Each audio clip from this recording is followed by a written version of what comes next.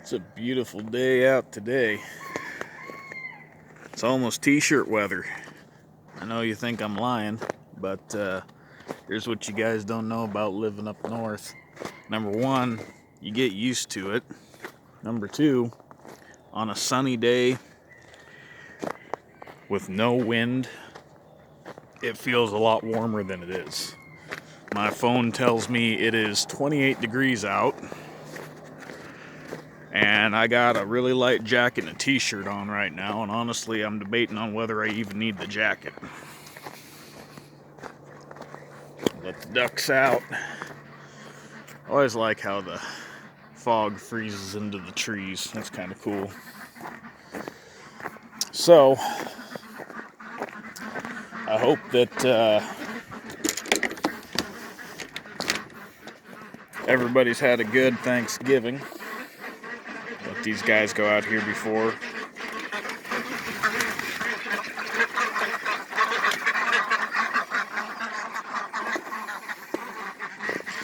And I've got some news.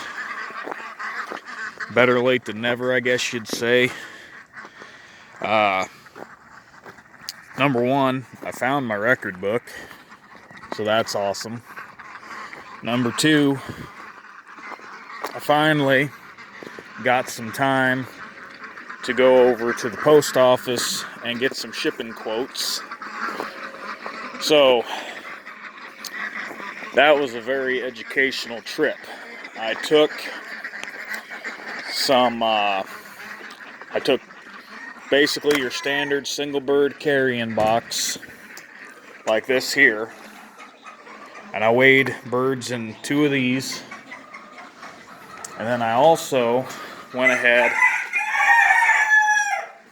and took 2 boxes and cut them down so that when they're together they look like that. And what I found was confirmation as to what everybody had been saying all this time, because I haven't shipped anything since the price changes took effect. But here's kind of the breakdown on it. First of all, it makes a huge difference how big your box is now. Second of all, you cannot tape boxes together anymore. They won't let you do that. So, I had a guy, I believe it was Shut Up and Fish, you asked me about getting a young trio. So what I did is I put 2 young birds in this box and 1 young bird in this box to see if I could get them shipped out as one box taped together. Now, if I remember correctly, the single bird was $65 to ship, and the 2 birds was like $75. But they won't let you tape them together. Now, over here, Tyler down in Georgia, you asked me about a pair of adult birds, and these boxes are only meant for 1 adult bird, so I looked into shipping on them, and if I put them in one of these traditional boxes, which I personally prefer to ship an adult bird in because it gives them room to stand, they want $120 per box to ship them. Alright. Now, remember, this used to be about $65 a bird. Now it's $120. If I was able to tape it together, it would be $50 cheaper than what the combined total is of the individual boxes. So for you guys who've been asking me what shipping would cost, there you go. If I cut the boxes down and cross my fingers on it, which I guess people have been having decent luck with it, I don't know, I just don't feel good about it myself. But if I do that route, you're looking at $65 to $80 per box. If you do it where it's the old style boxes, you're looking at about $120 a box. So we'll get that taken care of. I'll be messaging you guys privately just in case you don't see this message. They did confirm for me that they are still shipping birds this time of year. However, they could not confirm whether or not I was okay to start shipping to California. So, jury's still out on that. I honestly haven't had time to look into it myself. Which brings me to why I haven't had time to look into it myself. Basically, a while back, about 5 weeks probably about 5 weeks ago, I went for a checkup with my surgeon regarding my injuries. And he did not like what he was seeing because I was starting to develop new injuries, basically because I was pushing too far and staying too long at work because things needed to get done. And it's like, well, can I get some help? And they're like, well, we really need this guy to go do this other thing instead, so can you just do it? So there you go. As a result, he pulled me off of work effective immediately that day. He flat out said, he's like, I don't even want you going back to finish the day out. I can't stop you. I know you probably need to go back and at least get some things squared away, but beyond that, don't do it. So then they put me into what they call work hardening therapy. Now, therapy I've been going to for months and months, that was basically just to get my limbs functioning, more or less. And the therapy I'm going to now is to make them stronger, make me have better endurance, learn to catch myself when I'm lifting improperly and how to correct that. They've been doing some therapy where they got this nifty little tool that they use on my back to break loose scar tissue. So it's pretty intensive. I'm currently doing about 6 hours a day, 5 days a week. And then next week I'll be up to 7 hours a day. And there's a little white hackle pullet there. She must be from one of these other groups, probably the for sale groups or something, because she does not coop up at night with the other ones when I lock them up. Yep, she's got a leg band on her, so I know she's from the sale groups. But I went through what I've got left of the young birds to sell that I plan on getting rid of this year anyway.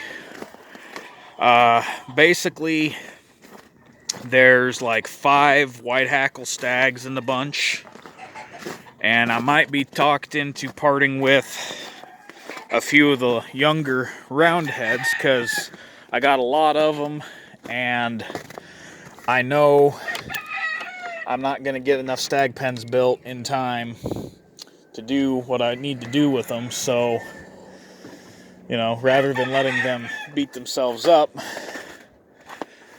I'd rather let them go somewhere. There's this group that's coming out now are some of the young ones that I'm planning on holding back. And as you can see, we got, they're sitting here watching me. I got 1, 2, 3, 4, 5, 6. Keep coming, guys. There's at least 6 roundheads just in this group.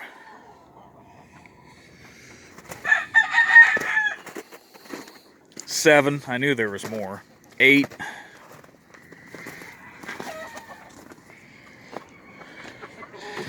So the ones in this pen that I just turned loose, and the ones in this pen over here are ones I'm planning on wintering over, along with the stags that I've already separated. So, but that's what's been going on. You can see them a little better there now. They're getting close to being penned up. I had to pen some up here the other day. Out of all of them, I like that one the best. There are a few white hackles in this bunch too. I'm actually debating, this is kind of the time of year where it gets dark early and you spend a lot of time in the house unless you have lights to work out of, you know. And I'm kind of debating on what to breed next year, and I'm thinking I might not pair up any white hackles at all. And the reason for that is I've got a decent enough crop of them this year that I can hold back birds, give them time to fully mature, and decide which ones I want to breed from instead of being behind the 8 ball like I have been in the past and picking through birds when they're still very young and hoping they turn out to be good breeders. This is one of the groups I'm selling. You got a brassy-backed stag here, which actually is marked with a toe punch that is either one of two things. Either that pair had the brassy-back gene and I didn't know it, which is kind of interesting, or, and I think this is more likely, I mismarked him. That could very well be. I could easily see where I went from one group of chicks, started toe punching the next group, and accidentally punched the first one the wrong pattern. But then I've got a white hackle here and a white hackle here. One has got a red wing band or a red zip tie. One's got a yellow zip tie. So I've got my book in the house. I can see I color coded them to their toe punches. There's a decent number of roundhead pullets in here that can go. Like I said, I got roundheads coming out of my ears. And when I say roundhead, I'm talking roundhead white hackle cross. I'm not talking pure roundhead. Don't want to misrepresent them. Over here, I've got 1, 2, 3 white hackle stags in here. One has a red leg band, one's got a yellow, and then one is not banded because he one of his toe punches healed shut, so I'm not 100% sure what his parentage is. He could be from the side that produces brassies, he might not be, but he is a white hackle.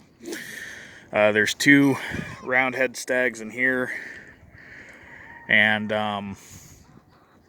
you know, even though it's been getting cold out, we've been doing all right. I got 2 pullets in here that are out of the brassy-backed white hackle line that are reds. So if you see, like over here, I've got a stag and a pullet that have got red zip ties, so they're full siblings. The green is a roundhead cross. And I think that's blue on the ones that got brassy back in them. In this pen anyway. I got a lot of the red band pullets in this pen. And then I think the other pen I had a lot of yellows. If I remember right. I'll go back over there here.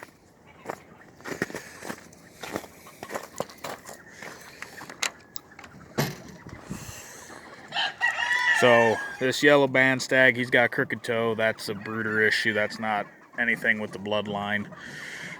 There's 2. It's kind of hard for me to see because my glasses tint, but I think those 2 pullets up on the roost are both yellow band. That's a yellow band down there. That's a yellow band over here. What's that brassy back got for a band? He is a black band, it looks like. So that's what I got available. Obviously, you guys who've messaged me, you're first in line. I appreciate your patience on all this. there's just been so much going on that it's been difficult to get my head above water, so to speak. Working on the tractor, you know, have family coming for holidays, things like that. Getting things winterized, and although getting birds off the feed bill is a priority, when you've got all that other stuff going on, it kind of takes a back seat. Everybody else is doing pretty good. Handling the weather just fine. Downside is the snow and the cold came before the ground had a chance to freeze, so the field mice and whatnot are making themselves a little subway system in this soft ground. So I've got holes that I'm having to put traps and keep filling in and that kind of thing, and it's getting monotonous. Here's a roundhead cross that I've had to pen up.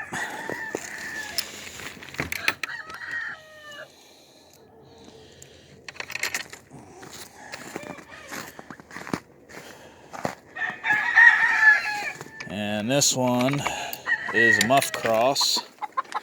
I only kept back 3 of the muff crosses. And this is the only stag out of the 2 that's bearded. I kept back 2 stags and a pullet. Go check on them little azeals, huh?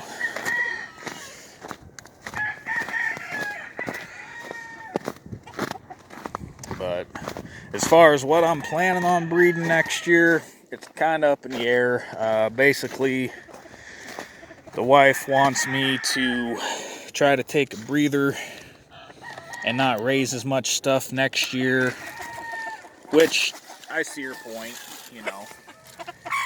There's a little azeals.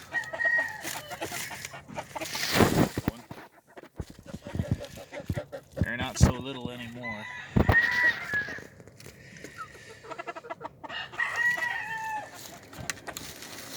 But I see your point, but at the same time, you guys know how it is. It's like, well, I gotta split this family off and go this direction. I got this project, and I got this bird that I'm gonna infuse into this line, and we'll go this way. I think this past year, off the top of my head, I want to say we paired up about 25 pair of birds between the Polish, the Bantams, and the games. And the list I made the other night, which didn't have anything wrote down for roundhead crosses or pure white hackles, was already up to 30 brood pairs. And she basically told me I need to cut that number down. So, being as how she's the one that has to do the day-to-day chores most of the time, you know, I kind of gotta make some concessions, as it were. But breeding season's a long ways off. I got plenty of time to decide what's gonna go, what's gonna stay. And I don't necessarily think I'm gonna get out of anything in particular. I just might not breed certain things next year and just hold them in reserve to breed the following year. So, but like I said, I've got a decent number of young birds I'm gonna overwinter. You saw the 2 groups that are for sale, and we'll just go from there. Thanks for watching. Have a good one.